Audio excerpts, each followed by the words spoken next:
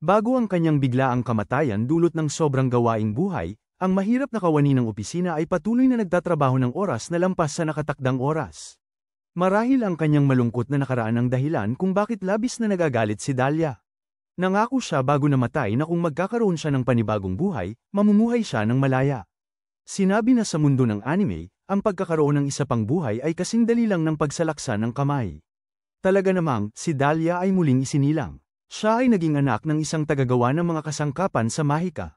Gayunpaman, hindi siya nakapagpanatili ng buong alaala ng kanyang nakaraang buhay, tanging mga piraso at bahagi lamang ang kanyang naaalala ng malabo. Ang mundong ito ay mayroong technology tree na batay sa Mahika at mga batong Mahika. Ang mga kagamitang Mahika, na katulad ng mga modernong high-tech na appliances sa bahay, ay maaaring gumamit ng mga batong Mahika bilang pinagkukunan ng enerhiya na nagpapadali sa buhay ng tao.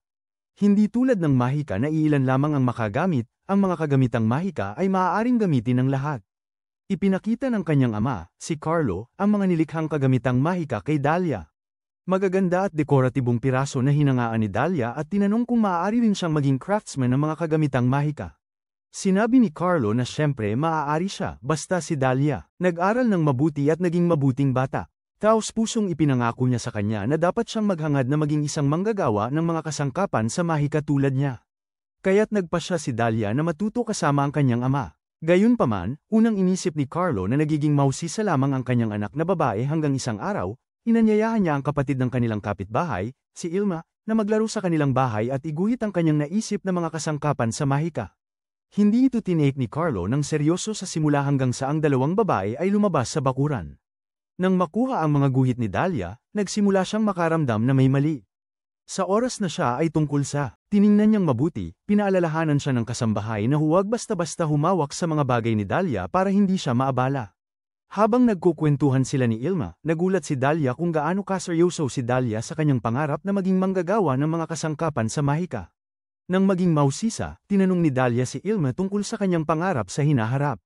Sinabi ni Ilma na gusto niyang maging hairstylist pero tanging sa kanyang sariling buhok lang siya makapag-ensayo, na unti-unting natutuyo pagkatapos maligo.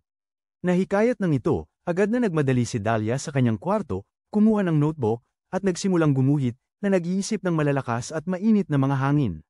Napansin ni Carlo ang mga ideya ni Dahlia pero sinabi sa kanya na hindi pa siya makakagawa ng mga kagamitang Mahika dahil kailangan pa niya ng higit pang karanasan.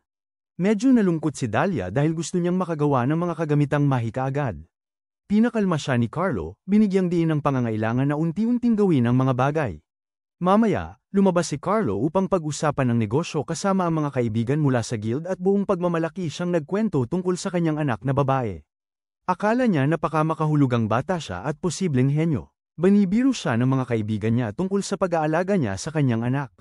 Naisip ng pangulo ng guild na tunay na spoiled si Dahlia, lalo na't hindi pa nga siya nakapasok sa elementarya. Ngunit naghanda na si Carlo ng isang lugar ng trabaho para sa kanya. Gayunpaman, sinabi ni Carlo na maaari lamang gumamit ng mga batong Mahika si Dahlia kapag siya ay naroroon. Ayon sa karanasan ng Pangulo, hindi kailanman nakikinig ang mga bata, ngunit naniniwala si Carlo na maayos ang asal ng kanyang anak at hindi siya magiging sanhi ng problema. Kumpiyansa siyang maaari siyang maging isang tagagawa ng mga kagamitang Mahika. Ang Pangulo, na naimpluwensyahan ng pagmamalaki ni Carlo, ay nagsabing kung lilikha si Dahlia ng isang bagong piraso, umaasa siyang papayagan siya ni Carlo na bilhin ito. Masaya siyang umuwi at nakaramdam ng kapanatagan nang sabihin sa kanya ng katulong na naglalaro ang kanyang anak sa attic. Gayunpaman, kaagad matapos ng kasambahay ang kanyang trabaho at umalis, sumigaw si Dahlia mula sa attic. Nagmadaling umakyat si Carlo at mabilis na pinatay ang apoy gamit ang isang magic stone ng tubig. Alam ni Dahlia na nagdulot siya ng problema at umiyak habang humihingi ng tawad, sinabing gusto niyang gumawa ng sorpresa para kay Carlo. Naghikbi si Carlo, sinuri ang mga guhit at ideya ni Dahlia, at kinilala na maganda ang kanyang mga ideya, ngunit binanggit na bata pa siya at marami siyang hindi pa natutunan. Ang paggawa ng mga magic tools ay may kasamang tiyak na mga panganib. Naintindihan niya ang kanyang nararamdaman at nangako na nandyan siya, hanggang sa makaya niyang tumayo ng mag-isa bilang isang manggagawa ng Mahika. Hanggang sa panahong yun, nandyan siya sa tabi niya. Napaiyak si Dahlia at mabilis na humingi ulit ng tawad. Dahil sa sabik ng kanyang anak na gumawa agad, nagpas siyang huwag matulog si Carlo at samahan siya sa proyekto. Sa simula, mahirap ayusin ang hairdryer, pero naisip ni Dahlia na magkaroon ng parehong malamig at mainit na hangin. Sabi ni Carlo na posible yun, pero kailangan baguhin ang Magic Stone Circuit na hindi naman mahirap para sa kanya. Humanga si Dahlia, pinuri ang kakayahan ng kanyang ama. Sila, nagpatuloy sa paggawa sa hairdryer at sa wakas ay nagtagumpay. Matapos basein ni Dahlia ang kanyang buhok at subukan ng aparato, ipinagdiwang nila ang kanilang tagumpay.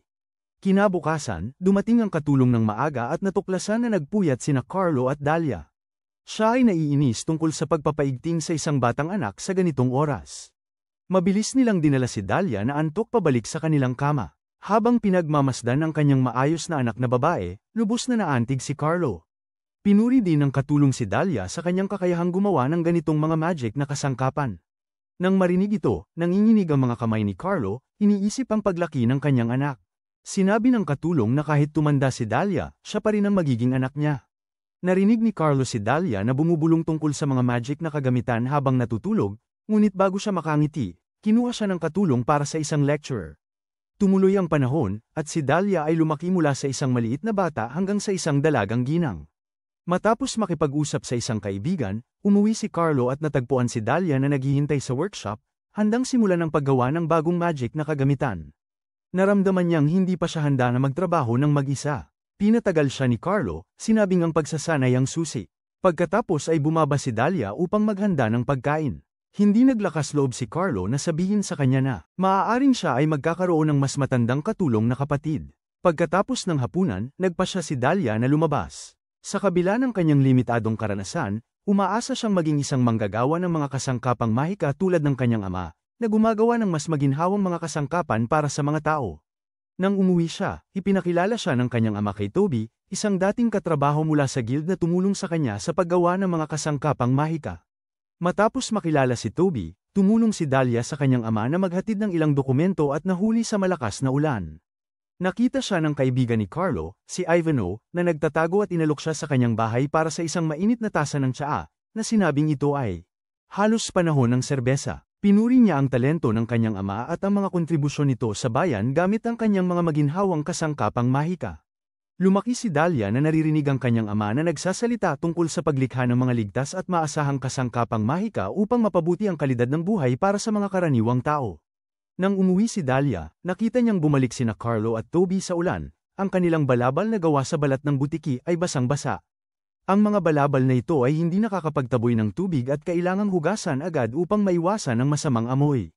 Nang makita ang mga basang balabal, nagkaroon si Dahlia ng isang napakagandang ideya na gumawa ng balabal na hindi tinatablan ng tubig. Agad siyang nagsimulang pumili ng mga materyales at sinubukan niyang gumamit ng slime bilang batayan, isang materyal na hindi pa nagagamit ng sinumang mang-uukit ng mahika. Iniisip niya ang slime dahil sa mga katangian nitong hindi tinatablan ng tubig at nagpasya siyang i-proseso ang kanyang core bilang isang patong. Na-curious, pumayag si Toby na tumulong.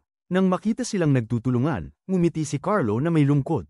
Kamakailan, naglaan si Dahlia ng maraming enerhiya sa pag-aaral ng slime, na labis na ikinatuwa ng kanyang dalawang kaibigan na tinukso siya dahil sa kanyang pagkahumaling. Sa kabila nito, pumayag silang subukan ng mga prototype. Tumutulong din si Toby kay Dahlia. At sa tulong ni Carlo, nalampasan niya ang mga pangunahing hamon upang pagsamahin ang slime na pantekip sa tela, at nakayanan niyang ma-stabilize ito. Pagkatapos subukan ng kalidad at tibay ng slime na balabal, matagumpay na natapos ni Dahlia ang kanyang bagong kagamitan at nagrehistro ng patent sa Magic Tools Guild, na nagpredikto ng malalaking order para sa bagay na yun. Humahanga si Toby sa talento at talino ni Dahlia. Sa lalong madaling panahon, tumaas ang mga order para sa balabal, kabilang ang mga pasadyang kahilingan para sa waterproof na takip para sa mga carriages. Masigasig na nagtrabaho si Dahlia at ang kanyang koponan upang matugunan ang mga order na ito. Humingi si Carlo ng tulong mula sa kanyang kaibigan, ang Pangulo ng Orlando Guild. Kung walang suporta ng Pangulo, hindi nila makukumpleto ang mga order. Ang Pangulo, na alam na limitado ang kanyang oras at nag-aalala sa kalusugan ng kanyang asawa at sa kinabukasan ng kanyang nakababatang anak na si Toby, ay nagmungkahi ng kasal sa pagitan ni Toby at Dahlia kay Carlo. Alam niya ang mataas na potensyal ni Dahlia at naniwala na makakabuti ito bilang isang protektibong alyansa para sa kanya. Ang kahilingang ito ay nakapagpagaan din sa ilan sa mga pasanin ni Carlo, dahil naramdaman din niya na maikli na ang kanyang oras. Sa mundong ito, ang mga tao ay may orasan na may hourglass sa loob na nagpapakita ng katapusan ng kanilang buhay kapag tumigil ang buhangin. Napagtanto ni Carlo ang talento ni Toby at ang malapit nilang relasyon. Kaya pumayag siya, na para bang pinagkakatiwalaan ang kanyang anak na babae sa isang mapagkakatiwalaang alagad. Kaya't nagkaroon ng kasunduan sa kasal. Pinagsama ng ama ni Dahlia at ang pangulo ng gildang dalawang kabataan, at parehong pumirma ang dalawang panig sa kontrata ng kasal. Umaasa si Carlo na susuportahan ni Dahlia at Toby ang isa't isa. Si Dahlia, medyo nalilito, ay pumayag sa kasal at kung paano makipag-ugnayan sa kanya. Sa kagulat-gulat, agad pagkatapos ng kasunduan, sinabi ni Toby na si Dahlia medyo mataas, tinatakpan ng kanyang mataas na takong, na nagdulot sa kanya ng hindi komportable. Gayunpaman, hindi siya nagtagal sa isip ito at ibinahagi ang balita sa kanyang pinakamatalik na kaibigan, si Ilma. Napansin ni Ilma na walang tunay na pakiramdam si Dahlia para kay Toby, pinahahalagahan lang ang kanyang mga kakayahan, at inatasan siyang tanggapin ang sitwasyon kung okay siya dito. Nang umuwi si Dahlia upang i-record ang kanyang mga ideya para sa mga tool ng mahika sa kanyang notebook, dumating ang kanyang kapatid na naghahanap sa kanya, sinabing kailangan siya ni Carlo, at binanggit ang kanyang mapang-akit na kulay ng buhok, na nagmungkahi na magsuot siya ng magaan na makeup. Bago pa man magpakasal, nag-uutos na siya tungkol sa ang kanyang hitsura, pinipilit siyang maging mas simple. Akala ni Dahlia na ito ay bahagi ng pagiging engaged at masunurin siyang sumunod. Pinuri ng ama at kapatid ni Toby ang kanyang talento, ngunit palaging tila minamalit siya ni Toby. Pagkatapos, biglang namatay ang presidente ng guild. Sa kawalang kaalaman ni Toby tungkol sa pagpapatakbo ng guild at nawala ang kanyang kapatid sa negosyo, walang tao upang pamahalaan ang kanilang mga gawain. Si Dahlia, na nakita ang kakulangan ni Toby, ay lumagang tumulong upang mapanatiling tumatakbo ang mga bagay. Mabilis ang lumipas ng panahon. Nakita ni Dahlia ang kanyang ama sa isang tavern. Tinanong ni Carlo kung gusto niyang uminom, ngunit tumanggi siya, sinabi sa kanya ni Toby na huwag uminom sa publiko upang mapanatili ang imahe ng kanilang pamilya. Gayunpaman, habang sila ng kanyang ama ay nag-usap tungkol sa kung paano ang mga kagamitang mahika ay dapat magdala ng kaligayahan sa mga karaniwang tao, tumaas ang kanyang mood at hindi niya mapigil ang uminom. Habang nagmumuni-muni sa mga alaala kasama ang kanyang anak na babae, labis na masaya si Carlo, na nasaksihan ang kanyang paglaki. Kinabukasan, habang siya ay pumunta sa guild para sa mga talakayan sa negosyo, biglang bumagsak si Carlo dulot ng heart attack at pumanaw. Si Dahlia, nang matanggap ang balita, nagmadaling pumunta sa guild at malungkot na kailangang ilibing ang kanyang ama na may tulong ng kanyang kaibigan, at siya ay nanatili ng matagal sa sementeryo. Dahil sa mga komento ni Toby, si Dahlia, na dati may makulay na pulang buhok, ay namatay na may kulay abong buhok. Hiningi ni Toby kay Dahlia na dalhin ang kontrata ng kasal sa isang tiyak na araw, na nagbigay sa kanya ng pag-iisip na nais niyang tapusin ito. Gayunpaman, biglang inamin ni Toby ang kanyang pag-ibig kay Amelia, isang receptionist sa guild. Sa kabila ng kanilang malapit na relasyon, pumayag si Dahlia na buwagin ang kanilang kasunduan. Lumabis si Toby sa kanyang mungkahi na lumipat ang kanyang bagong pag-ibig sa apartment na nakalaan para sa kanilang buhay mag-asawa. Pagkatapos, ang pinakamatalik na kaibigan ni Dahlia, nagagalit si Ilma. Magkasal na sila sa loob ng 2 taon, at kahit na hindi sila kasal, ang ginawa ni Toby ay katulad ng panglaloko. Nagpasya si Dahlia na ipawalang bisa ang kasal sa guild at ilipat ang kanyang mga gamit mula sa bagong apartment. Nang marinig ito, agad na tinawagan ni Ilma ang kanyang asawa para tulungan si Dahlia na lumipat at pinaalalahanan siya na ipaalam sa kanilang kaibigan, si Rukia. Nang marinig ang balita, nag-alala si Rukia na baka magalit si Dahlia, pero napalakas ang loob niya nang makita siyang kalmado. Ipinahayag ni Rukia na habang engaged sina Dahlia at Toby, maliwanag sa lahat na ang kanilang relasyon ay hindi ganun kalalim. Mahabagin. Nararamdaman ni Rukia na mas masigasig si Dahlia sa mga magic tools kumpara kay Toby, at ang paghiwalay na ito ay maaaring para sa kabutihan, dahil maaaring makahanap si Dahlia ng isang taong tunay na nagmamahal sa kanya sa hinaharap. Tumango si Dahlia, pagkatapos ay lumingon para pumunta sa guild upang ipawalang bisa ang engagement. Dahil sa engagement na tumagal ng 2 taon at sa kilalang pangalan ng kanyang ama sa bayan, mayroon siyang mga saksi na naroroon. Bilang partido na may kasalanan, kinakailangang magbayad si Toby ng 12 gintong barya bilang kabayaran sa pagbasag ng engagement. Tungkol naman sa magkasamang pinondohan na apartment, nais ni Toby na panatilihin ito at dapat sanang bayaran si Dahlia 50 ginto na barya, pero nakagawa lamang siya ng 28 barya at nangako na babayaran ang natitira mamaya. Sinabi ng saksi na ang paglilipat ng pagmamay-ari ng walang buong bayad ay maaaring magdulot ng hindi pagkakaunawaan. Hindi sumang-ayon si Dahlia, dahil nag-iisa na siya. Pero mariing sinabi ni Toby ang kanyang pangako na papayagan si Amelia na lumipat sa apartment kaagad. Sa puntong ito, nagsalita ang vice-presidente ng guild. Inalok niyang pautangin si Toby ng pera. Ang hindi pagbabayad ng buong halaga ay magiging dahilan ng hindi pagkakagusto sa kanya. Sumuong si Toby sa pautang na nagbigay daan kay Dahlia na makatanggap ng kabayaran para sa apartment. Habang pinipirmahan ang natitirang bahagi ng kontrata, nagpakita ng pag-aalala ang mga matanda para kay Dahlia at naguluhan sa biglaang pagtataksil ni Toby. Pinalayas nila ang mga tsismis na tauhan mula sa pintuan. Bumabati ang vice-presidente kay Dahlia sa pagtapos ng kanyang pakikipag-engaged. Pagkatapos, pumunta si Dahlia sa bagong bahay upang ilipat ang kanyang mga kasangkapan, marami sa mga ito ay siya mismo ang gumawa.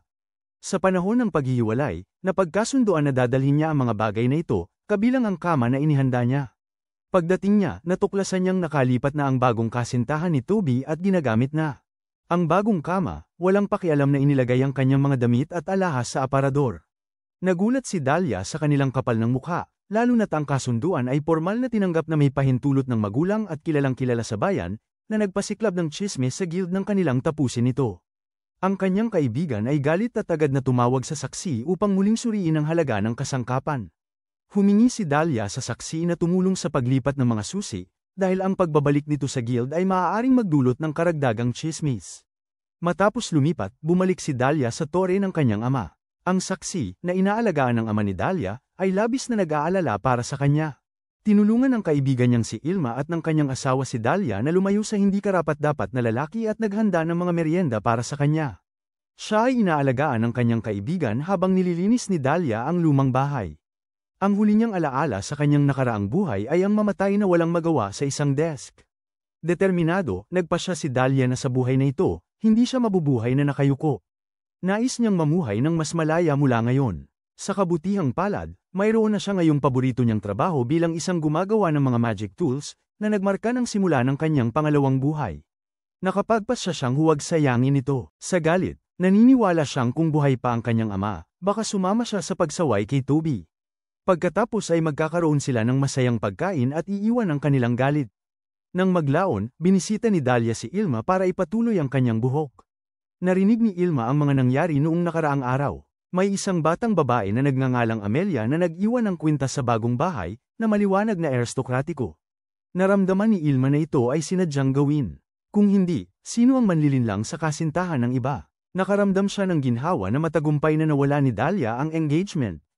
Matagal nang nais ni Ilma na punahin si Toby, isang lalaking kulang sa tiwala sa sarili na hindi kailanman sinubukang pagbutihin ang kanyang sarili, kundi laging sinisikap na pigilan si Dahlia. Pinapagitna siya na magbihis ng mas katamtaman. Ngayon ay maaari nang bumalik si Dahlia sa kanyang orihinal na kulay ng buhok, at masaya si Ilma para sa kanya. Sinabi ni Dahlia kay Ilma na plano niyang mag-research ng something sa lumang bahay at balak niyang pumunta sa gubat kinabukasan para sa mga materyales. Pinayuhan siya ni Ilma na mag-ingat. Kinabukasan, si Dahlia, may dala na disguise at handa para sa labanan, sumakay sa karwahe papunta sa gubat. Hindi nagtagal, isang lalaki sa dagwang armor ang biglang sumulpot mula sa mga palumpong malapit. Dahil sa kanyang mga malubhang sugat, agad na naging handa si Dahlia ng isang gamot at tinulungan siyang inumin ito.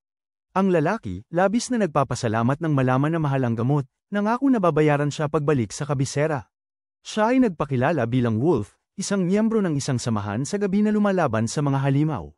Nang malaman ni Wolf na papunta si Dahlia sa kabisera, nagtanong siya kung pwede siyang sumama sa kanya. Inanyayahan siya ni Dahlia na umupo sa karwahe at iminungkahi na dumaan sila sa isang batis malapit upang hugasan ang dugo. Nag-alala si Wolf na madudumi ang karwahe, pero siniguro siya ni Dahlia na ayos lang yun dahil mayroon siyang naglatag ng isang waterproof na banig. Napansin ni Wolf kung gaano kapakinabang ang waterproof na banig, na nagpapadali sa pag-setup ng mga tolda para sa gabing kaayusan.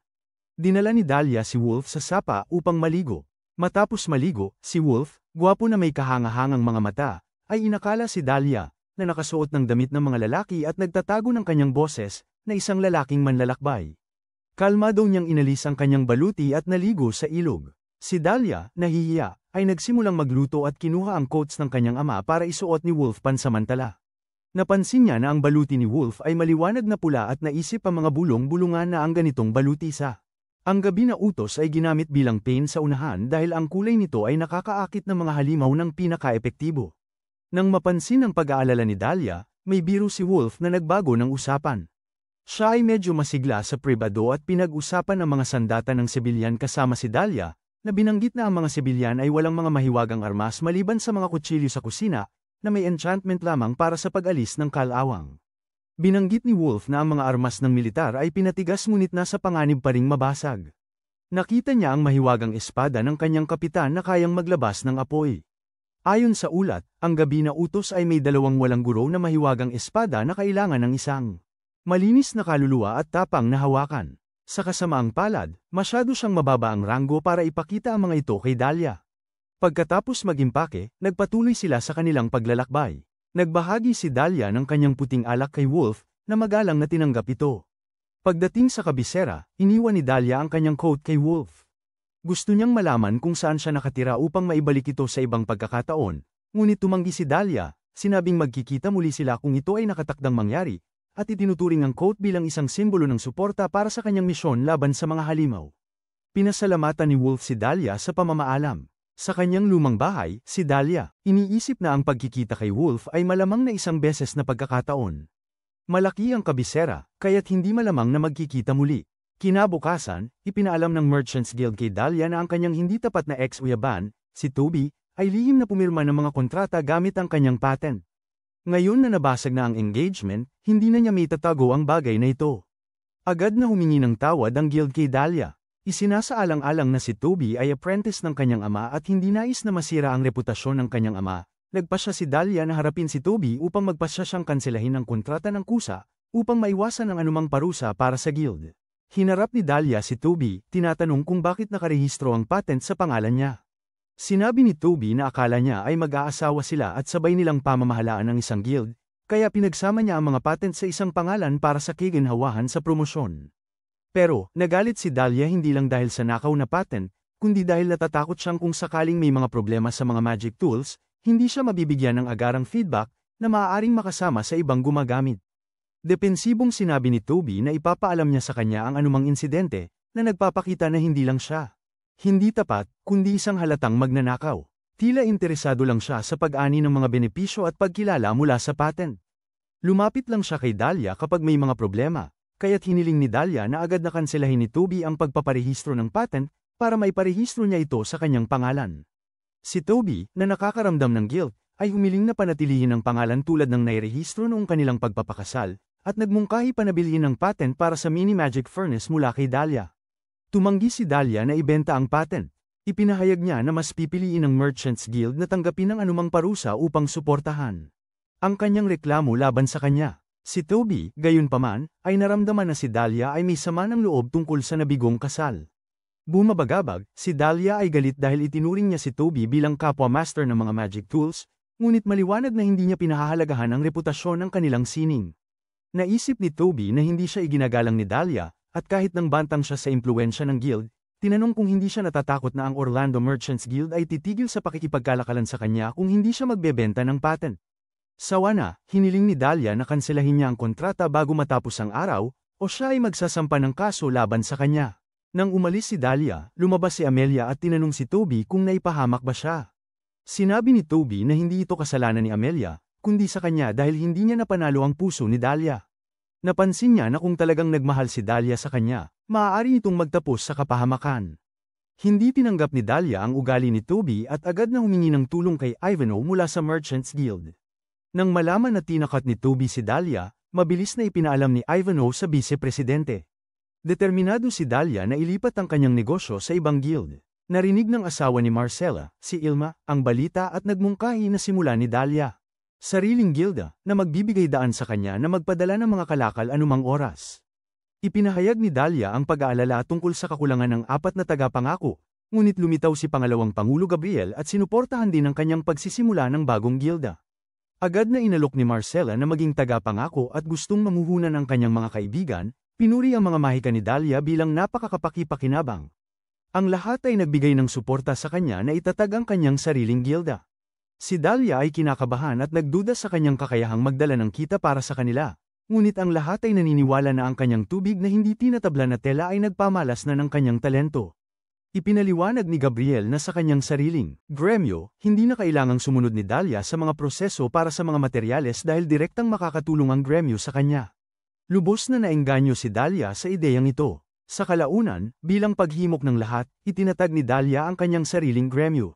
Sabi ni MS. Gabriel kay Dahlia na bilang bagong pangulo ng gremyo, ang kanyang panlabas na anyo ang kanyang unang business card. Maingat na inayos ni Gabriel ang pananamit ni Dahlia. Noong mga oras na yon, dun lang naisip ni Dahlia kung gaano karaming tao ang tinulungan ng kanyang ama at kung bakit sila labis na sumusuporta sa kanya matapos ang kanyang pagkamatay. Samantala, si Wolf, nang bumalik sa kabisera, ay nakakuha ng pamagat ng Dragon Slayer. Pinaplano ng kanyang superior na ilipat siya sa Royal Guard, ngunit tumanggi si Wolf, mas pinipiling manatili sa unahan. Nagpa siya ang kanyang superior na hayaan siyang magpagaling muna sa kanyang mga sugat. Humiling din si Wolf sa kanyang superior ng liham ng pagpapakilala sa Merchants Guild, nais na pasalamatan ang mga tumulong sa kanya. Dumalaw si Dahlia sa templo at nakagulat na naayos ang kanyang pagka-nearsighted. Kaagad pagkakatanggal niya ng kanyang salamin, nakatagpo siya kay Wolf sa isang restaurant. Agad siyang nakilala ni Wolf dahil sa hindi nagbago niyang aura, na nagtaka kay Dahlia, na nagudyok sa kanya na amuyin ang kanyang sarili. Ipinaliwanag ni Wolf na nasa labas siya upang hanapin si Dahlia at nagulat siyang makilala ito sa hindi inaasahang pagkakataon. Dati, sinabi ni Dahlia na kapag nagkita sila muli sa kalye, siya ang gagastos sa kanya.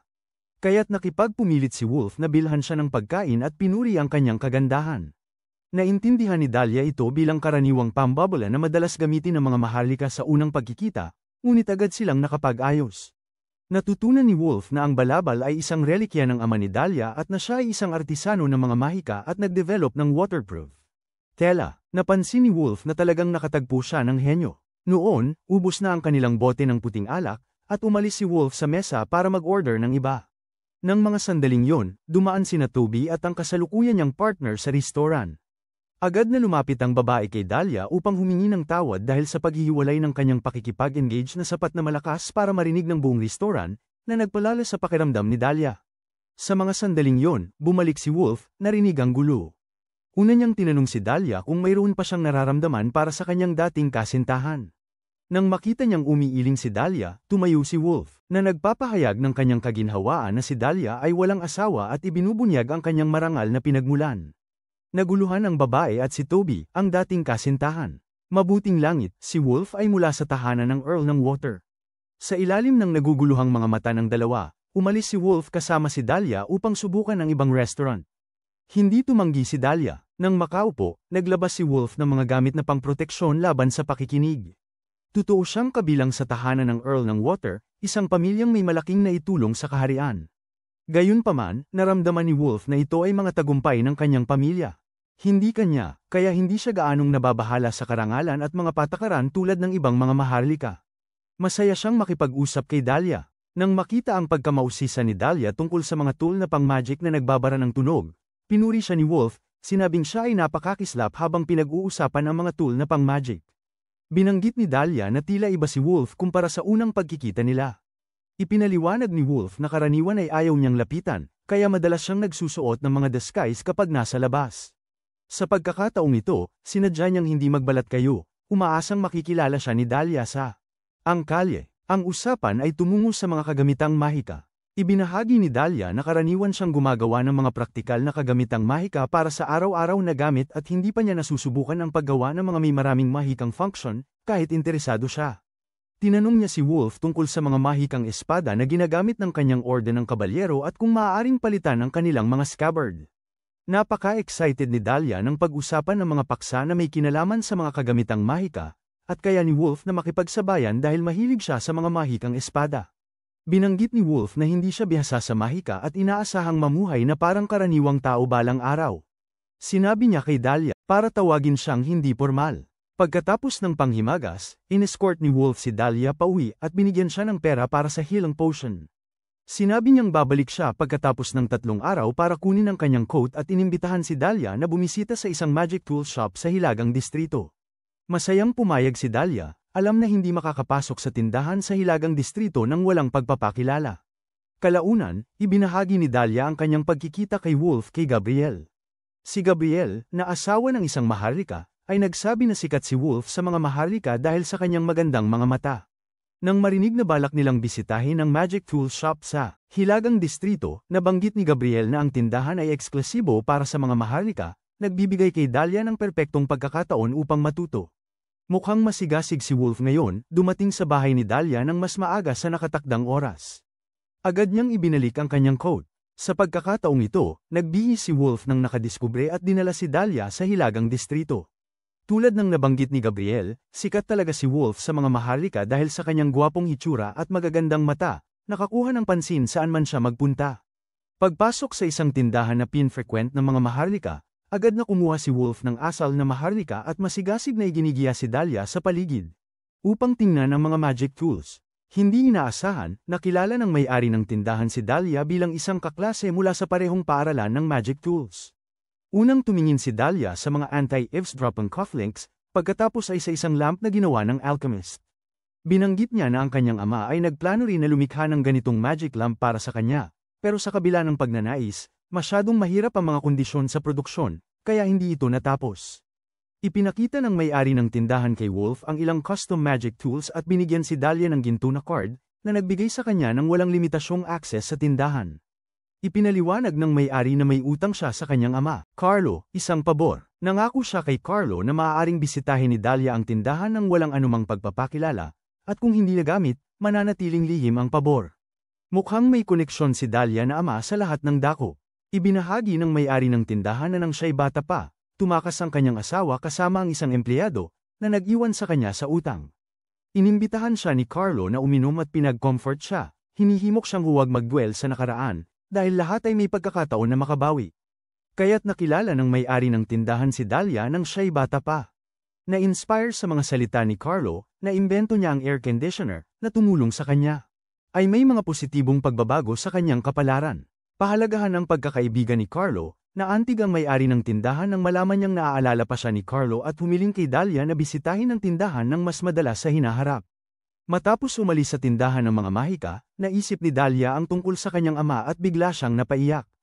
Ang lungkot mula sa pagkawala ng mahal sa buhay ay palaging dumarating ng hindi inaasahan. Nalaman ni Wolf mula kay Dahlia ang tungkol sa relasyon ng kanyang ama sa may-ari ng tindahan at nag-alok na samahan siya sa tindahan, nagbibiro na pagbabawalan siya ng kanyang ama dahil sa pagdadala sa kanya roon. Lumalabas na ang may-ari ng tindahan. Bilang isang maharlika, maaari siyang mag-asawa ng maraming asawa at mayroon ng 2 asawa na kasing edad ni Dahlia.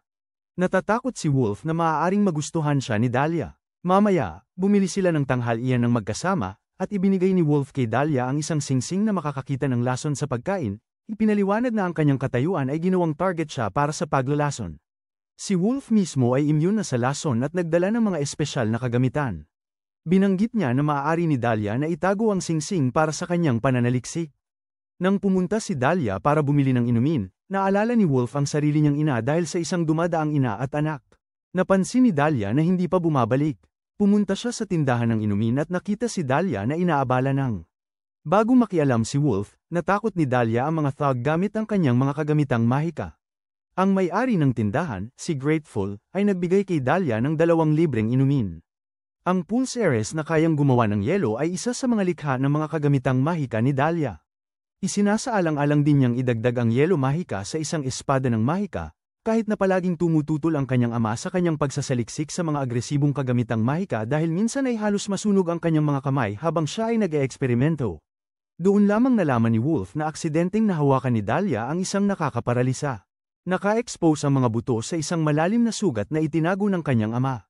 Ito ang nagpag-alala kay Wolf sa kanyang kaligtasan. Pagkatapos, inimbitahan ni Dahlia si Wolf na maghapunan sa kanyang tahanan. Nararamdaman ni Wolf na masyadong mapagtiwala si Dahlia, pero nang tanungin siya kung balak ba niyang ligawan siya, umiling siya. Ang pagkakaalam na walang ganoong intensyon si Wolf ay nagbigay daan sa kanya para makaramdam ng seguridad na papasukin siya. Bukod dito, ang tanging layunin niya ay ang mag-research tungkol sa mga gamit na mahika, hindi romansa, kaya't nakita ni Dahlia na magkaibigan lamang sila. Binanggit ni Wolf na siya, may kaunting kaibigang babae dahil sa kanyang hitsura at may mga ugnayang hindi maayos sa maraming kaibigang lalaki. Ito ay dahil madalas na mas gusto siya ng mga romantikong interes ng kanyang mga kaibigan, na masakit aminin. Sa isang pagkakataon, ang kapatid ng isang kaibigan, na engaged na, ay hinabol si Wolf. Matapos niyang magalang na tumanggi, nagpasabi siya na si Wolf ang humahabol sa kanya, na nagdulot sa kanyang kapatid na pagtiwalaan siya at pisikal na saktan si Wolf, na nagresulta sa nasirang pagkakaibigan. Ngayon, si Wolf ay dumadalo lamang sa mga party kasama ang isang marangal na tiyahin, na pinuprotektahan ng kanyang ina, na talagang nagmamalasakit sa kanya dahil sa kanyang pagmamahal. Para sa kanyang bahay, napansin ni Dahlia na tila ayaw ni Wolf sa kanyang hitsura. Kinatigan ito ni Wolf, na nagsabing may isang pari na nagsabi sa kanya na ang kanyang gintong mata ay simbolo ng swerte, pero pakiramdam niya ay umaakit lamang ito ng mga ganid. Tinanong ni Dahlia si Wolf kung gusto niyang itago ang kulay ng kanyang mata. Bumikot si Wolf na para siyang witch. Sa kanyang lab, gamit ang batong diwata bilang material, ginaisang ni Dahlia ang diwata sa loob nito, ibinahagi ang kanyang intensyon na protektahan si Wolf mula sa mga ganid na tingin, at sumang-ayon ang mga diwata na tumulong kung dadalhin siya sa isang tiyak na lokasyon. Matagumpay niyang binago ang dalawang lente, binago ang kulay ng mga mata ni Wolf na naging halo na kahawig ng mga mata ng kanyang ama dahil sa kanyang matibay na alaala ukol dito. Labis na natuwa si Wolf sa salamin at nagpumilit na bilhin ito. Bilang mga kaibigan, ayaw ni Dahlia na singilin siya dahil hindi naman mahal ang mga materyales, ngunit disagreed si Wolf at binayaran ang karaniwang presyo. Tinanong ni Dahlia kung gusto ni Wolf ng ekstrang pares, ngunit nag-alala siya para sa kanyang kalagayan matapos makita ang hirap at pagsisikap na kasangkot sa paggawa ng salamin. Mukhang kailangan niyang makipaglaban sa mga espiritu ng materyales habang pinuprotektahan ang mga diwata. Agad na pinalitan ni Dahlia ang usapan habang nauubos ang kanyang mahika, pero ayaw niyang malaman ito ni Wolf. Nang isuot niya ang salamin, finalmente ay nakaramdam si Wolf na siya'y isang ordinaryong tao. Ang kanyang ina, isang babaeng kabalyero, ay nakipaglaban sa mga tulisan upang protektahan siya nung siya'y bata pa. Lumaki si Wolf na hindi tinatanggap ng ibang mga bata dahil sa kanyang natatanging hitsura at kulay ng mata. Nakilala siya sa isang grupo ng mga kabalyero na naghuhuli ng mga halimaw, palaging nangangarap na magkaroon ng sariling mahiwagang espada para iligtas ang kanyang ina. Sa kasamaang palad, hindi niya minana ang kanyang kahusayan sa mahika, kundi ang kanyang hitsura. Mataas ang pagtingin ni Wolf kay Dahlia. Pagkatapos ng 3 pagpupulong, binago niya ang kanyang buhay. Maganda siya sa paningin niya kapag siya ay nagtatrabaho ng mabuti, ngunit ayaw ni Dahlia ng romantikong relasyon, kaya nananatili siyang maasahang kaibigan sa kanyang tabi. Samantala, bumalik ang kapatid ni Toby mula sa isang biyahe at narinig na tinawag ng kanyang hanggal na kapatid ang kanyang engagement kay Dahlia. Hindi siya makapagpupuno sa kanyang kapatid sa pagkahulog sa isang babae na gusto niya pero sinabihan si Toby na mag-isip ng mabuti at iwasan ang mga komplikasyon sa mga nakakataas.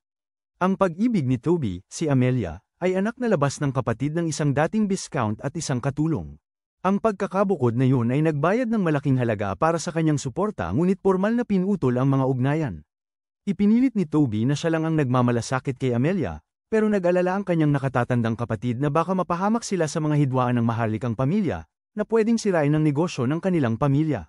Sinabi niya kay Toby ang katotohanan. Inayos ng kanilang ama ang kasunduan kay Dahlia. Pumayag ang ama ni Dahlia sa kasunduan dahil sa kanyang sariling kamatayan at ang potensyal na pag-target sa mga talento ng kanyang anak na babae, umaasang ang alyansa sa negosyo ay makakaprotekta kay Dahlia at Toby. Gayunpaman, naramdaman ni Toby na ginagamit siya bilang panangga para kay Dahlia. Inisip ng kapatid niya na matigas ang ulo ni Toby. Naniniwala si Carlo na kayang makamit ni Toby ang katulad ng sa kanya, umaasa na magiging suportado ang kanilang kasunduan. Hindi sinabi ng mga nakatatanda kay Toby ang buong katotohanan, natatakot silang kumilos siya ng padalos-dalos at tumangging magpakasal. Hindi inaasahan, tinawag ni Toby ang kasunduan habang wala ang kanyang kapatid. Bilang nakatatandang kapatid, nangako siyang haharapin ang anumang magiging resulta ng pagbasag sa kasunduan kasama si Toby. Kagad pagkatapos, bumisita si Wolf kay Dahlia, nagbayad para sa mga salamin, at sumulat pa ng liham na nagsasabing magkaibigan sila ni Dahlia, kaya hindi na niya kailangang tawagin siya ng formal. Habang sila'y nag-uusap, habang pinapanood ni Dahlia si Wolf na lumayo, iminungkahi niyang i-enchant ang isang mahiwagang pangkahoy sa susunod. Nakaramdam si Dahlia na hindi masyadong malakas ang kanyang mga kakayahan, pero gusto pa rin niyang gamitin ang mga ito para makatulong sa iba. Nakaplanong makipagkita si Wolf kay Dahlia para i-enchant ang isang pangkahoy, ngunit bigla siyang tinawag ng order ng mga kabalyero. Nang marinig ito, nakaramdam si Dahlia ng pagkabahala at hindi sinasadyang na-overpower ang magic ng buksan ng refrigerator, na naging yelo. Si Wolf, sabik na ipagpatuloy ang kanyang appointment. Hindi karaniwan nagmungkahi ng isang plano ng labanan na gamitin ang kanyang sarili bilang pain upang ilabas ang mga nakatagong goblin. Ang mga veteranong retail ng kaayusan, na naapektuhan ng kanyang inisyatiba, ay napansin na ang karaniwang mapanganib na ritir ay maaaring sa huli ay mamuno sa kaayusan, dahil sa kanyang talento. Ilang beses nang isinasaalang-alang ng kaayusan ang itaguyod siya, ngunit dati ay kulang si Wolf sa pagnanais na mabuhay. Nang makita ang kanyang pagbabago, natuwa ang mga ritir. Sa katotohanan, gusto lang ni Wolf na magkaroon ng maaga at nagplano na magdala ng mga sangkap upang bisitahin si Dahlia. Pagdating niya, nahanap niyang si Dahlia ay abala sa nabanggit na refrigerator. Tumulong si Wolf na ilipat ito sa ibang lugar at nagdala ng 2 basong nagpapababa ng temperatura para kay Dahlia, na nagkakahalaga ng 4 na ginto bawat isa. Agad na sinabi ni Dahlia na sobrang luho ng regalo. Ayaw maging kaibigang tumanggap lamang, iminungkahi niyang gamitin ang isang baso para mabawasan ang gastos ng mga baso at ang isa bilang paunang bayad para sa isa pang pares ng baso. Nagsinungaling na pumayag si Wolf. Pagkatapos, naghanda silang dalawa ng tanghalian ng magkasama, piniling hindi uminom ng alak dahil plano nilang gumawa ng isang magic sword sa hapon. Nag-usap sila tungkol sa bagong gawa ni Dahlia na mini grill, nagbibigay ng biro. Na kung ang mga knight ay may ganitong kagamitan, walang sino mang aalis sa order dahil lamang sa hindi makakuha ng mainit na pagkain. Nag-grill sila ng pusit, at napagkasundoan nilang bagay ito sa mga inumin, at nagkasundo silang mamili kasama sa ibang araw. Sa pagkain, napansin ni Dahlia na ayaw ni Wolf sa mga berdeng paminta at nagtangkang magpabulaan tungkol dito. Pinayuhan niya siya na okay lang yon, binanggit na marami sa mga bata ang ayaw sa mga berdeng paminta. Nang hamanin siya ng kanyang pahayag, nag-grill si Wolf ng ilang paminta at natuklasan na ang dati niyang itinuturing na mapait ay ngayon ay masarap na habang siya ay tumatanda. Pagkatapos ng kasiya siyang pagkain, nagsimula si Dahlia. Nagtatrabaho sa mahikang espada, isang gawain na matagal nang inaabangan ni Wolf. Binuwal ni Dahlia ang patalim, isinama ang bawat bahagi ng hiwalay, tulad ng pagpapas-sharper sa talam at pagpapagaan sa sisidlan. Ngunit, pagkatapos idagdag ang mahika, hindi na nila maibalik ang patalim. Nag-isip si Dahlia na ang problema ay maaaring dahil sa mga materyales o salungatan sa mga enerhiyang mahika, kaya't balak niyang gumamit ng itim na slime na pulbos, na makakapag-ugnay sa mahika. Dati nang nasaktan dahil sa paggamit ng substansyang ito, gustong pigilan ni Wolf siya. Ngunit pinatibay siya ni Dahlia na handa siya gamit ang guwantes. At inikunot siya sa kanyang tabi. Nag-atubili, pumayag si Wolf na hayaan siyang magpatuloy, nangako na dadalhin siya sa templo para sa paggamot kung may mangyaring masama. Pagkatapos, ibinabad ni Dahlia ang mga disassembled na bahagi sa itim na slime na likido, pinapaitim ang buong panggiik nang hindi tinatanggal ang kanyang mahika. Nagkomento si Wolf na ang sandata ay mukhang bagay na gagamitin ng alagad ng isang Panginoon ng demonyo at sinabi niyang ang ganda nito. Sinubukan ni Wolf ang panggiik at natuklasan na ang mga epekto ay tama ang pagkaka-implement. Gayunpaman, kinain ng itim na slime na likido ang mga guwantes ni Wolf, na ginawang hindi magamit ang panggiik sa kasalukuyang estado. Gusto ni Wolf na gumawa ng espesyal na guwantes. Ngunit tumanggi si Dahlia, na sinasabing may mga alalahanin sa kaligtasan, kaya nagpasya silang itago ang sandata. Plano ni Dahlia na kumonsulta sa isang propesyonal, habang gustong itago ni Wolf ang patalim bilang alaala dahil ito ang kanilang unang likha. Nang maglaon, tinalakay ni Wolf at Dahlia ang isang nalalapit na misyon upang labanan ang mga Fire Frog. Sa kabila ng maagang tagsibol, ang nag-aapoy na mahika ng Fire Frog ay naging sanhi upang maraming kasamahan sa grupo ang magdusa ng pawis na paa at athlete's foot. Matapos marinig ito, nagbigay si Dahlia kay Wolf ng isang package, na humihiling na subukan at ipaalam ang tungkol sa item bilang bayad.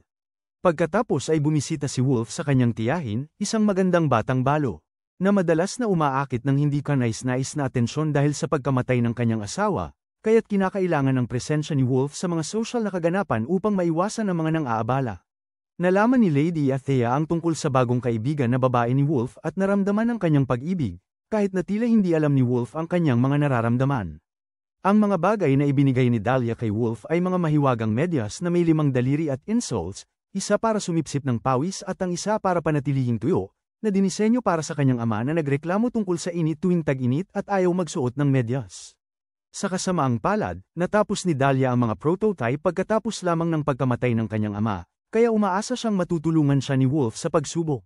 Sila, nang marinig ng mga kasamahan ni Wolf na maaari nitong pigilan ang pawis at athlete's foot, agad silang nag-init at nagsimulang humiling kay Wolf na bumili nito. Ipinaliwanag ni Wolf na mga prototype lamang ito at nagdala siya ng kaunting extra stock. Nagbiro ang kapitan ng koponan na masyado pang bata si Wolf upang maranasan ang hirap ng athlete's foot at mauunawaan niya ang halaga ng mga ito kapag siya ay tumanda. Napagtanto ni Wolf ang posibleng problema dahil baka madami na agad ang mga order kay Dahlia. Simula nang gumamit ang mga knights ng mga tuyong medyas, hindi na sila nagdusa.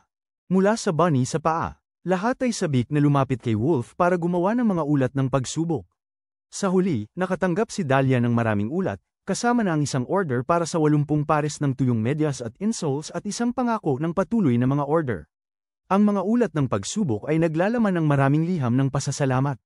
Dahil sa dami ng medyas na kailangang gawin, hindi kayang gawin ni Dahlia mag-isa, kaya't nakipag-ugnayan siya sa isang samahan ng mga mangangalakal para sa tulong.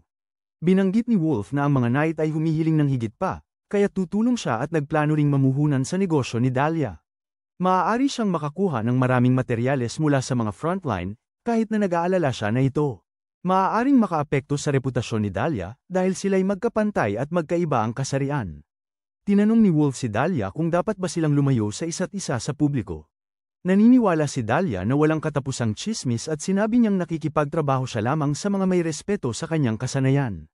Gayunpaman, iniisip niya kung nais ni Wolf na iwasan ang anumang anyo ng hindi kaaya-aya. Si Wolf, na may pagmamalaki sa kanyang pagkakaibigan kay Dahlia, ay ayaw magpanggap na hindi sila dekat. Sa pagkadismaya, sumigaw siya. Si Gabriel, isang miyembro ng mga knight, ay pribadong nakipag-usap kay Dahlia, binanggit na ang mga knight. Nagpadala ang commander ng sulat na nag-aalok ng tulong kay Dahlia, partikular na ipinadala si Wolf para sa layuning ito. Ito ang unang pagkakataon na nakita ng trade guild ang mga knights na aktibong nag-aalok ng tulong, kaya't nagtanong sila kay Dahlia kung ano ang talagang nangyayari. Kaya't ipinaliwanag ni Dahlia ang kanyang pananaliksik sa mga medyas at insults, binanggit na maaari lamang siyang makagawa ng limitadong bilang at itinuturing itong maliit na negosyo. Gayunpaman, alam ni na Gabriel at ng iba pang may karanasan sa negosyo na magiging tanyag ang mga bagay na ito sa mga maharlika at karaniwang tao, at na ang mga order ay lalampas sa mga knights. Kaya't nagplano silang tulungan si Dahlia na humanap ng tulong at maghanap ng espesyal na workshop para gumawa ng mga medyas at insoles. Kailangan din nilang farm ang mga materyales na magsisimula sa pagkuha ng malaking bilang ng mga slime. Akala ni Dahlia, labis na ito, ngunit nahihila na siya sa mga pulong. Tinawagan pa ni Gabriel ang guild ng negosyo dahil ang pagpapakalat ng mga produktong ito ay makikinabang sa publiko. Nagpasya si Dahlia na ilabas ang patent. Dumalo rin sa pulong si Rukia, ang deputy head ng workshop. Ang mga medyas ay may natatanging disenyo na hindi maaring i-produce ng malakihan maliban kung ang mga tell-on ay nabago para sa automation. Sinabi ng samahan ng negosyo na mamumuhunan sila sa pananaliksik at tutulong sa mga enchantments, kahit nakukuha sila ng bahagi ng kita, ngunit magbabayad din sila kay Dahlia ng royalties para mapadali ang mass production. Nakuha ni Ivanhoe ang karapatan para sa samahan na ibenta ang mga produkto muna. Ibinigay ni Dahlia ang lahat ng karapatan sa produksyon sa samahan ng negosyo. Tumingin si Wolf pabalik kay Dahlia nang marinig na naalala ng samahan ng mga adventurer ang panahon na nagtulungan si Dahlia at ang kanyang ama sa waterproof na tela. Parang umiikot ang mundo. Sa panahon ng pahinga sa mga negosasyon, lumapit si Rukia kay Dahlia. Talagang hindi siya isang kaparehong pinuno ng anumang workshop, tinulungan lamang niya si Dahlia na gumawa ng ilang medyas at hindi inaasahang naitaas sa posisyong yun. Bumalik si Dahlia sa kanyang workstation. Pinaalalahanan siya ni Wolf na maging maingat sa kanyang mga salita kapag nakikipagnegosyo sa mga maharlika. Halimbawa, nang sinabi ni Dahlia na nagtitiwala siya sa pinuno ng guild ng negosyo at ibinuhos ang lahat sa kanya sa mga maharlika. Ang pahayag na ito ay tanda ng malalim na pagkagusto. Agad nilinaw ni Dahlia na nagtitiwala lamang siya sa kanyang kakayahan sa negosyo at wala siyang romantikong damdamin.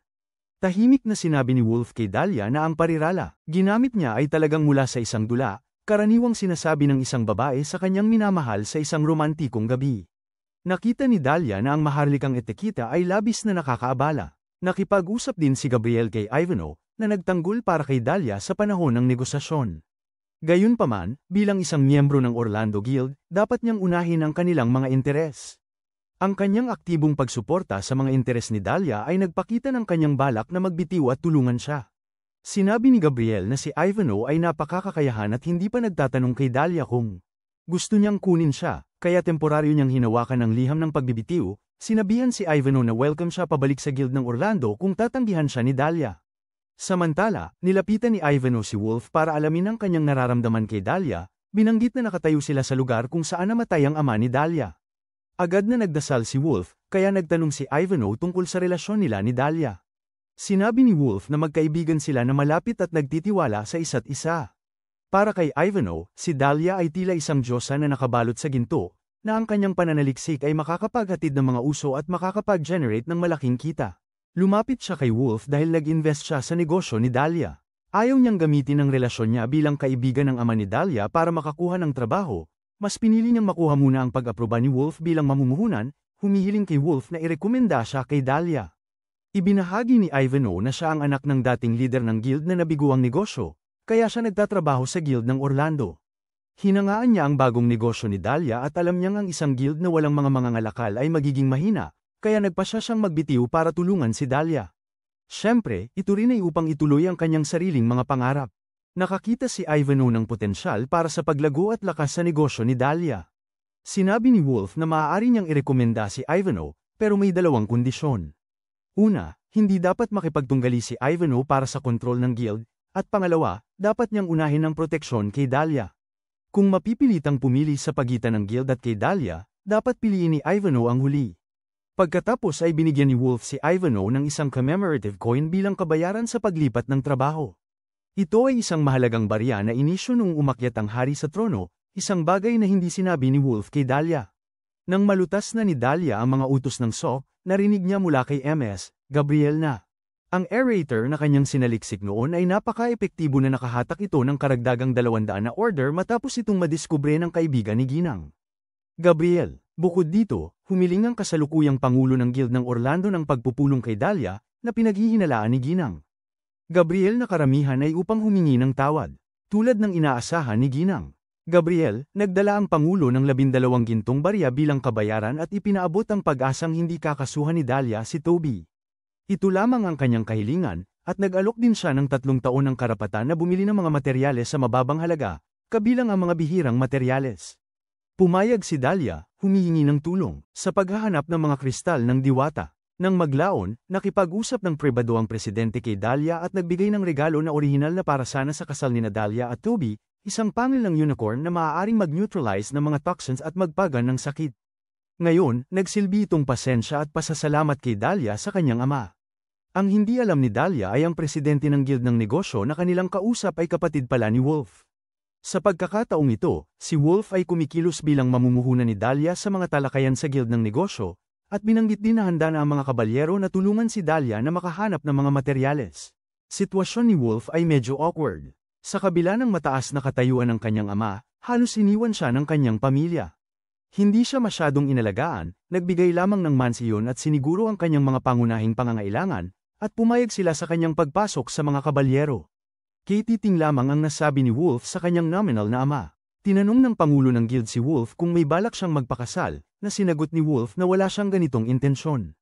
Pagkatapos ay tinanong siya kung naisipan na niyang umalis sa mapanganib na frontline. Okay lang kay Wolf ang kanyang kasalukuyang sitwasyon at hindi niya lubos na naintindihan ang mga nag-aalala na pahayag ng pangulo. Pagkatapos ng lahat, hindi niya nakikita ang sarili na malapit sa kapatid na ito, nakilala lamang siya nito ng ilang beses.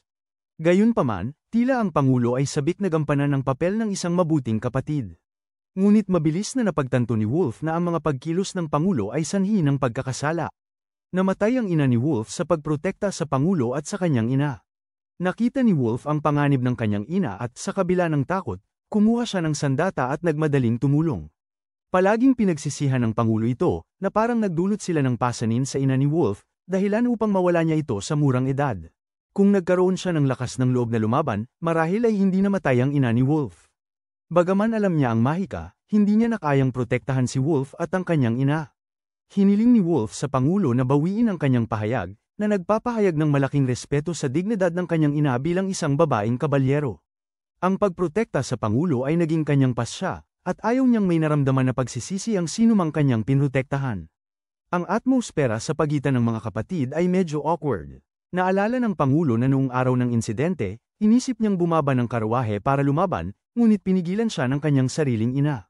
Ang ina ng bahay. Nang tumigil ang ingay sa labas, binuksan niya ang pinto ng karwahe at natagpuan ang ina ni Wolf at iba pang mga kabalyero na nakahiga sa mga latian ng dugo.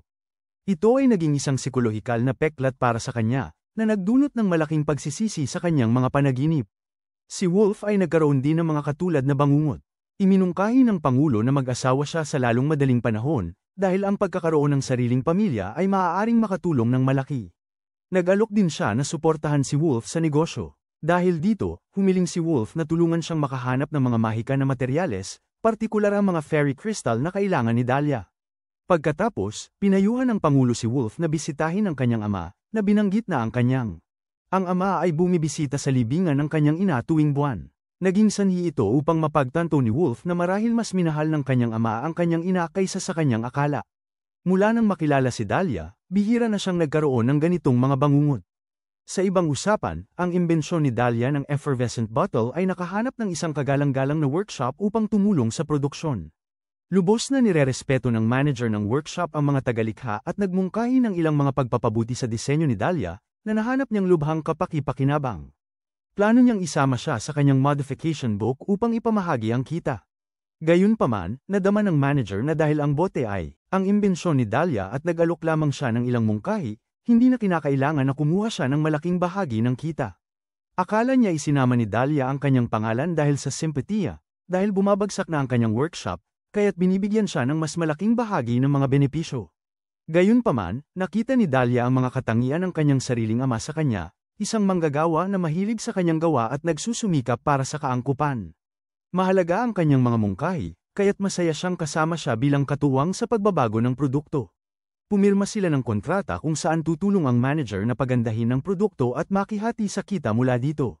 Mga pagpapabuti, tinanggap ang buong responsibilidad sa paggawa ng mga produkto.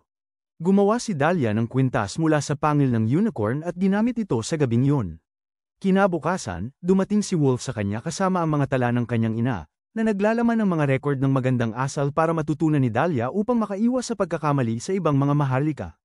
Agad na napansin ni Wolf na nasugatan si Dahlia, pinaghihinalaan na hindi ito dahil sa pagkakatamba, kundi may ibang bumugbog sa kanya. Natatakot, agad na ipinaliwanag ni Dahlia na aksidente ito habang nag-aaral ng mga bagong kagamitan sa mahika. Kahapon, nag-develop si Dahlia ng Pulse Ares, at matapos na matagumpay na inakit ito, ibinaba niya ang kanyang depensa at aksidenteng napuno ito ng sobrang magic, dahilan upang itulak siya laban sa dingding. Imungkahi ni Wolf na uminom si Dahlia ng healing potion o magpagamot sa isang templo. Sinabi ni Dahlia na minor injury lang ito at nabanggit na nakagawa rin siya ng kwintas na pampawala ng sakit. Tinanong ni Wolf kung pwede ba siyang lumabas kasama siya na ganito ang hitsura. Una siyang tumanggi, nag-aalala sa mga chismis na sinaktan siya ni Wolf. Sa huli, uminom siya ng healing potion. Nag-alok si Wolf na dadalhan siya ng iba pang potion sa susunod, pero tumanggi si Dahlia. Dahil sa mataas na gastos nito, at pinasalamatan siya para sa kanyang pag-aalala. Nangako siyang hindi na magiging pabaya ulit at nagplano na itago ang nakakabahalang Pulse Ares, dahil kahit kaunting mahika ay pwedeng magdulot ng aksidente. Sayang para kay Wolf na itago ang napakagandang Pulse Ares. Nabanggit niyang wala siyang mahika at tinanong kung pwede niyang subukan ang Pulse Ares. Iminungkahi ni Wolf na magdagdag ng tampok na simula sa Pulse Ares. Aaktibahin niya ang kakayahang nagpapalakas ng katawan kapag ginagamit ito para masiguro ang kanyang kaligtasan. Nag-alok siyang bilhin ng Pulse Ares, na nagsasabing ang pagdagdag ng tampok ay gagawin ito na kanyang personal na kagamitan. Si Dahlia, na mausisa tungkol sa mga posibleng gamit ng bracelet, ay hindi tinanggap ang pera ni Wolf, kundi pumayag na ipakontrata ito. Pagkatapos matanggap ang bracelet, agad na dinala ni Wolf si Dahlia para subukan ito. Natuklasan nila na sa karagdagang kakayahang nagpapalakas ng katawan, ang bracelet ay naging sobrang liksi ni Wolf, na nagpapahintulot sa kanya na madaling tumalon sa taas ng 3 palapag. Talagang nagustuhan ni Wolf ang bracelet at nagplano siyang bilhin ito kay Dahlia. Ipinangako ni Dahlia na ibigay ito bilang regalo bilang pasasalamat sa kanyang pamuhunan sa kanyang trabaho. Gayunpaman, naramdaman ni Wolf na hindi ito makatarungan kay Dahlia at mariing tumanggi. Nagkasundo sila, at nakipagpalitan si Wolf ng 2 potion para sa bracelet. Pinaalalahanan din niya si Dahlia na huwag makisangkot sa mapanganib na pananaliksik, dahil hindi siya makakatulong ng mabilis kung siya'y mawala ng malay sa bahay. Kinakailangan ng front door ni Dahlia ang pagpapatunay para makapasok. Tinanong ni Wolf kung maaari siyang idagdag bilang autorisadong user para matiyak na maabot siya sa oras ng emergency. Agad pumayag si Dahlia at ibinunyag na ang pinto ay gumagamit ng palm recognition. Pinag-aralan ng dalawa ang mga nobleng dialogue na iniwan ng ina ni Wolf. Namangha si Dahlia sa komplikadong ng mga marangal na usapan, kung saan kahit ang simpleng usapan ay nangangailangan ng espesyal na terminolohiya na kaunting ikinahiya ni Wolf. Sa sandaling yun, dinala ng asawa ni Ilma, si Marcella, ang mga sariwang talaba at inalok na tulungan silang dalhin ito sa itaas. Tumanggi si Dahlia, na sinabing may bisita siya, kaya siya na ang nagdala ng mga talaba sa itaas at inanyayahan si Wolf na manatili para sa hapunan. Nakakuha rin si Wolf ng isang bote ng alak mula sa kanyang tiyahin, na balak niyang ibahagi kay Dahlia. Pagkatapos ng hapunan, tinikman nila ang alak, at sinabi ni Dahlia na napakasarap nito. Pang-tribute na alak na para sa reyna. Napag-alaman na ang tiyahin ni Wolf ay kamag-anak ng reyna. Alam na bihira ang alak, dahan-dahan itong tinikman ni Dahlia. Pagkatapos, nag-usap ang dalawa tungkol sa pagpupulong kay Ivanhoe tungkol sa mga bagay ng guild para sa susunod na araw. Nakahinga ng maluwag si Dahlia na kasangkot si Ivanhoe, dahil ang pamamahala sa guild ng mag-isa ay magiging labis na nakakapagod. Lumipat ang usapan sa paksa tungkol sa mga sapatos. Binanggit ni Wolf na sa mahabang mga marcha, ang mga leather boots ay kadalasang nababasa at mahirap matuyo. Dahil dito, inangkop ni Dahlia ang isang hairdryer, nagdagdag ng tubo upang gawing isang dryer ng bota. Pinayuhan ni Dahlia si Wolf na huwag magbahagi ng mga bagay na ganito sa mga tao upang maiwasan ang cross-contamination dahil sa posibleng impeksyon. Namangha si Wolf sa malawak na kaalaman ni Dahlia. Binanggit ni Dahlia na ang kanyang ama ay may athlete's foot, kahit na siya ay ang kanyang ama mula sa isang nakaraang buhay.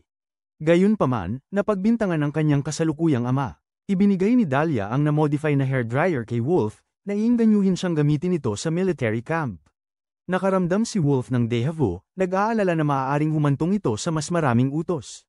Kaya, nagpa siya silang talakayin ang ideya sa si Ivanhoe muna. Nang marinig ito, agad na sinabi ni Ivanhoe kay Dahlia na tiyak na magiging mabenta ang aparato, at natuwa siya na sinabi ito ni Dahlia sa kanya ng maaga. Nang malaman na binago ni Dahlia ang dryer sa loob lamang ng 20 minuto, hinimok ni Ivanhoe siyang ipaalam sa kanya muna ang anumang mga susunod na pagbuo ng produkto para makapaghanda siya sa posibleng mataas na demand. Pagkarinig sa iba't ibang ideya sa pananaliksik ni Dahlia, tiyak si Ivanhoe na magiging mabenta ang mga produktong ito. Pinayuhan din ni Ivanhoe si Dahlia na panatilihing lihim ang tungkol sa artipisyal na espada ng mahika. Dahil kung mag-leak ang impormasyon, maaaring makuha ni Dahlia ang atensyon ng mga makapangyarihang tao o mga masamang tao. Kung maaaring mapalakas ng magic sword ang militar, malamang naharapin ni Dahlia ang mga panganib. Pagkatapos, ang usapan ay napunta sa bracelet ni Wolf, at kinumpirma ni Ivanhoe na okay lang ang magkaroon ng personalized na bracelet. Ibinigay ni Ivanhoe kay Dahlia ang kontrata na kanyang pinirmahan sa templo, na nangako na hindi aagawin ang kontrol sa kanyang guild. Pagkatapos, dinala ni Dahlia ang kanyang mga magical na produkto kay Ginang Gabriel, na naniwala rin na magiging mabenta ang mga ito. Sinabi ni Ginang Gabriel kay Dahlia na umalis si Ivanhoe ng kusa at kayang tulungan si Dahlia ng mabuti. Hinihikayat niya si Dahlia na umasa ng higit sa sarili. Ipinahayag ni Dahlia ang kanyang pasasalamat kay Binibini Gabriel para sa kanyang suporta, at inamin na may utang na loob siya sa kanya, nangako na babayaran ito sa hinaharap. Sa oras na yun, nagulat si Ivanhoe na may dumating na sugo mula sa Monster Subjugation Squad kung saan nagsisilbi si Wolf para makita si Dahlia. Nakakagulat, ang sugo ay ang pangalawang kapitan na may dala ng paanyaya mula sa Royal Capital. Sa biglang pangyayari at pangangailangan na makipagkita sa mga maharlika, agad na dinala ni MS. Gabriel si Dahlia para pumili ng gown at hiniling kay Ivanhoe na samahan si Dahlia bilang kanyang attendant, sa plano na turuan sila sa magandang asal. Matapos ang masusing paghahanda kasama si MS, Gabriel, handa na si Dahlia para sa araw ng appointment. Pareho silang medyo kinakabahan. Una, dinala si Dahlia sa isang silid ng paghihintay, at pagkatapos ay sa kanyang sorpresa, sinalubong siya ni Wolf, na kanyang nakilala, na nagpapagaan ang kanyang nerbiyos. Inescort siya ni Wolf papunta sa isang karawahe, nagpapaliwanag na marahil gusto siyang pasalamatan ng kapitan para sa kanyang mga medyas at insults, ngunit opisyal siyang ipinatawag dahil siya ay isang marquis. Nang marinig ito, medyo kumalma si Dahlia. Sa kabila ng mahigpit na pagsasanay ni Ginang Gabriel at ng kanyang mabuting asal, alam ni Dahlia na maaari pa rin siyang magkamali, kaya't sinubukan niyang magmukhang kalmado at maayos. Pagkatapos, dinala ng kapitan si Dahlia sa isang silid pulungan, kung saan binati siya ng lahat ng mga kabalyero na tumangkilik sa mga medyas at insults. Nagdala si Dahlia ng isang batch ng mga medyas at insults na ginawa sa pagmamadali, na labis na ikinagalak ng lahat. Pinuri siya ng lahat, hinuhulaan na tiyak na magiging pinuno siya ng isang malaking guild sa hinaharap. Isa pang dahilan kung bakit inimbitahan si Dahlia ay dahil nag-usap sila ni Wolf tungkol sa mga solusyon para sa bunny. Doon na pagtanto ng lahat na ang sapatos ay maaaring magdala rin ng fungus. Ang pinakamahusay na hakbang ay ang palitan ng sapatos at linisin ito at bigyan ng gamot kaagad. May nagtatanong kung maiiwasan ang bunny.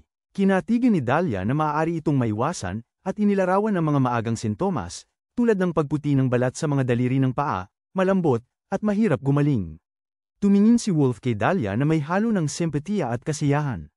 Nang marinig ng mga kabalyero na anumang bagay na humahawak sa mga paa ay maaaring kumalat ang fungus, agad nilang gustong sunugin ang mga kontaminadong bagay. Nang maglaon, may isang batang henyo ang nagmungkahi ng matinding solusyon. Dahil ito ay naipapasa sa pamamagitan ng mga paa, mabuti pang putulin na lang ang kanilang mga paa at magpagamot sa templo. Agad na pinigilan sila ni Dahlia. Si Wolf ay tumingin ng seryoso kay Dahlia, sinabing alam na alam niya ang tungkol sa pag-aalaga sa athlete's foot na tila naranasan na niya ito. Nangako siyang hindi niya ito sasabihin sa sinuman. Si Dahlia ay nagulat at sumagot, ikaw ang may athlete's foot. Pinagsabihan ng kapitan si Wolf, at ramdam ng lahat na nalabag ni Wolf ang dignidad ni Dahlia. Kung hindi papansinin ni Dahlia si Wolf, hindi niya alam kung saan siya pupunta para umiyak. Binigyan siya ng kapitan ng kaunting oras para bumili ng bulaklak bilang paghingi ng tawad. Pagkatapos umalis si Wolf, nag-uyatan ang mga kabalyero. Hindi pa natutunan ng mangmang na siya ay nahuhumaling, pero nagpa siya ang lahat na itago ito hanggang sa malaman ni Wolf sa kanyang sarili. Nagdala si Wolf ng mga bulaklak para kay Dahlia at bumili rin ng mga panghimagas para mag-sorry. Nagpa siya si Dahlia na panatilihin si Wolf para magsalo sa mga panghimagas. Matapos hikayatin ng mga kabalyero, nagsimula si Wolf na magtanong tungkol sa mga gusto ni Dahlia. Naglabas si Dahlia ng isang bote ng malamig na puting alak, at nagsimula silang pag-usapan ng panahon ni Wolf sa orden ng mga kabalyero.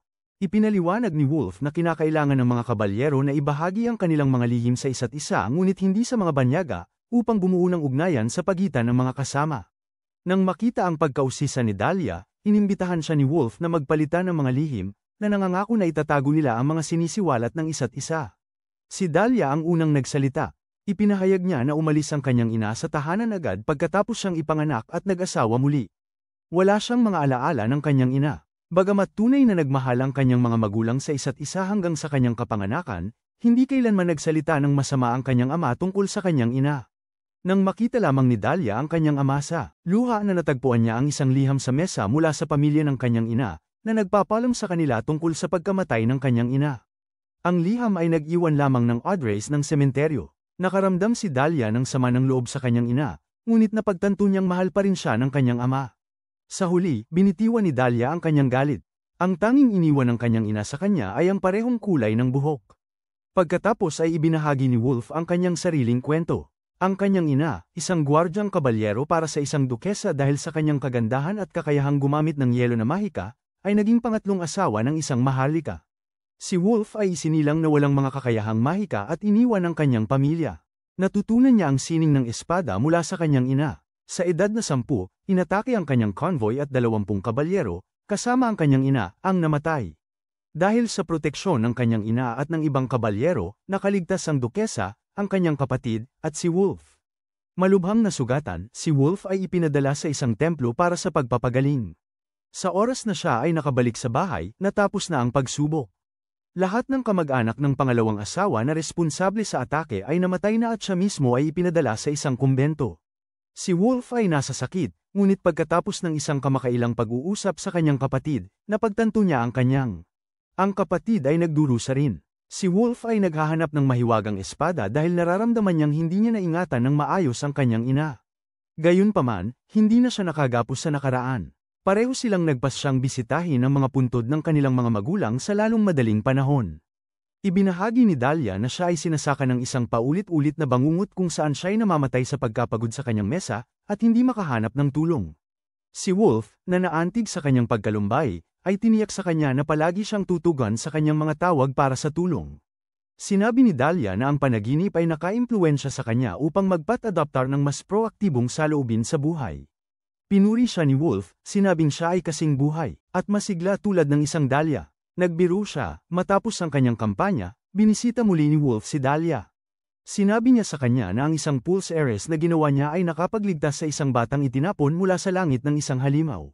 Ang pagbisita ni Wolf sa pagkakataong ito ay upang tulungan si Dahlia na magsaliksik ng mga bagong mahika na kagamitan.